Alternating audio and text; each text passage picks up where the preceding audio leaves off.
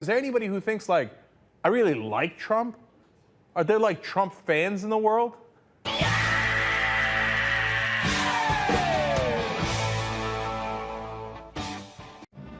Iranian Supreme Leader Ayatollah Ali Khamenei has railed against France on Twitter after the French prevented Iran from reaching a deal with the West over the Islamic Republic's controversial nuclear program. 4 tweets by the Iranian dictator Ayatollah Ali Khamenei, which Twitter did not place a public label on. They, all 4 of them glorify violence. These tweets are still up, Mr. Dorsey. Well, we believe it's important for everyone to hear from global leaders. And we have policies around world leaders. Breaking news tonight, Twitter is permanently suspending President Donald Trump's Twitter account. We want to make sure that we are respecting their right to speak and to publish what they need. They're still up. Do they violate your terms of service, Mr. Dorsey? We did not find those to violate our terms of service because we considered them saber rattling. They're not going to ban Donald Trump. This debate has been had. Twitter has had it internally. They're not going to do it. Kamala Harris knows that. There's a lot of theater here, and Kamala Harris is playing into that. But no, Trump is not going to be banned from Twitter.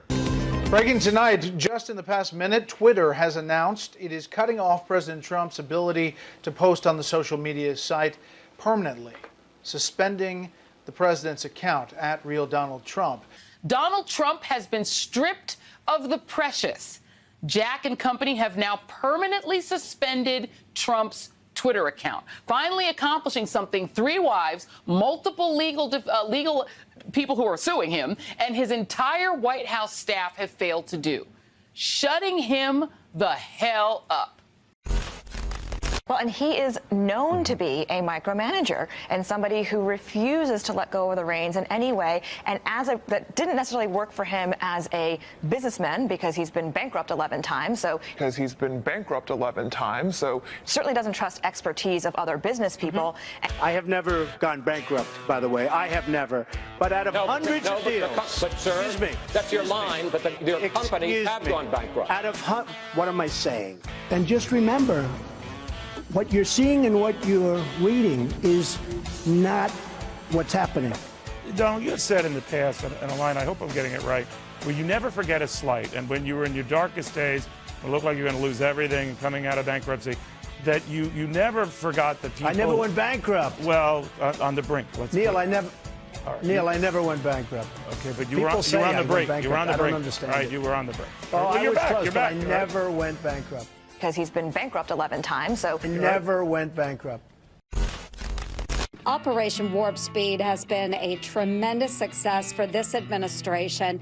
I do want to give a shout out to the Trump administration for making this possible.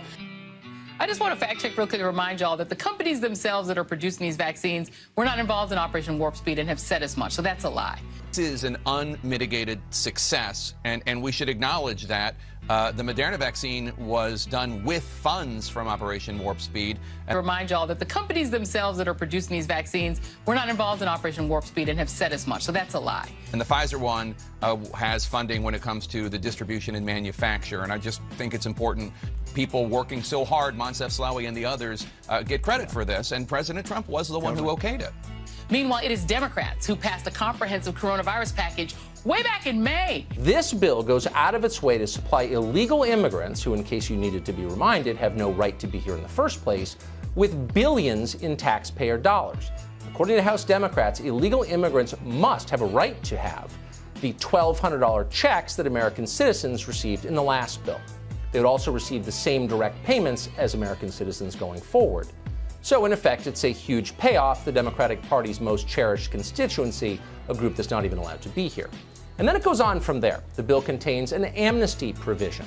For the duration of the coronavirus crisis, that's something I'd like to see extended a very long time, all illegal immigrants employed in so-called essential services would be shielded from deportation.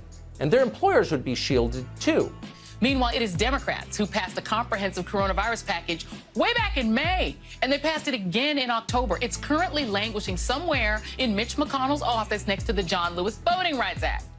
This is a blanket amnesty for virtually every illegal alien who has already taken an American job. And once this amnesty is granted, it will never be taken away. Bet on that no matter what they tell you. Anyone who lives in Washington can confirm that. Once passed, it's not going away. And at that point, there will be no more debate about illegal immigration. The issue will be settled permanently, and Democrats will win every presidential election for the rest of your life, the rest of your children's lives, the rest of your grandchildren's lives. That's the point of this. I just want to remind our viewers what the president, how he has described immigrants in the past year.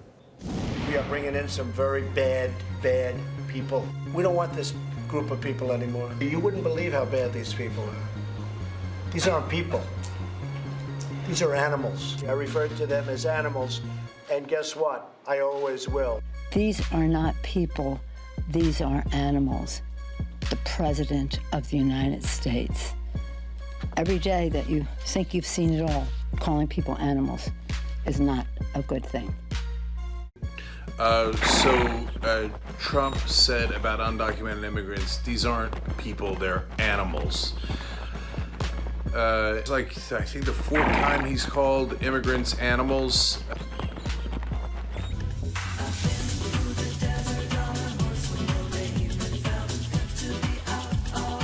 You have a president who, does he help it by, for instance, referring to immigrants as animals? You saw just this week, he compared immigrants to animals. In fact, this afternoon, Donald Trump further compared immigrants and people coming across the border as animals, not humans. He said animals. First, he said something yesterday that was truly shameful. He compared people going to the border to animals. Now, anybody who has studied any history knows that when you start calling people animals, when you dehumanize them that way, that's when the killing begins. Oh, shut up. Shut up. 12 News can verify the president was referring to MS-13 gang members who have been deported. That no Trumpist would realistically bat an eye at this point, but can anyone really imagine any other president talking about people who want a better life in this way, people who are risking separation from their children because they want a better life for those children? That's what it means to be an animal. And this is now beyond any doubt.